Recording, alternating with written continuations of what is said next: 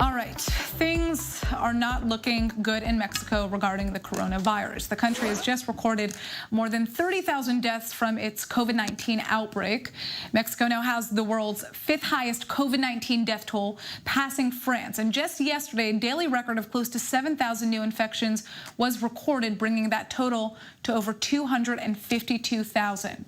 And to make things worse, health officials think the numbers are actually a lot higher because of insufficient testing. Well, we have ISAAC AJZEN, director of the Jewish Mexican newspaper Diario, Judío, joining us from Mexico. So how did Mexico end up becoming one of the worst hit nations in the world and in Latin America?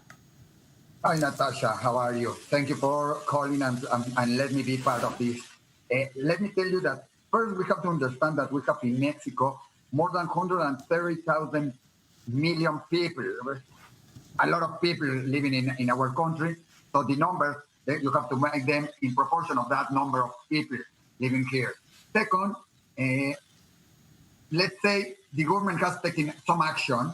Yes, they have put the quarantine for everybody. We begin it in March 17, but many people didn't care about it, or they didn't think about it. It's possible or will happen. Also, many people living in Mexico by the day. They have to work. They have to sell. They sell in a corner. They sell food. They sell, I don't know, many things in the street. So they have to work to get the food to their table. So it's how? Possible to be for 3 months. So how is the government responding to these numbers? What are they trying to do? They are trying to open more hospitals. Now we are changing from. In Mexico, they put a system that is called by, let's say, traffic lights, that we have red, orange, and green. Yes, if there is red, we have to be everybody in house. If there is orange, they open some kind of employment and some kind of work. And if there is green, it's like normal, but with some taking care. All right.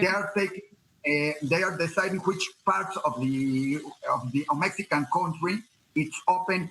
And in what light we are. Well, they're certainly going to have to do a lot to kind of slow down the spread of this disease right now. Thank you so much for joining us and giving us some insight as to what the country is doing to deal with this. ISAAC, thank you.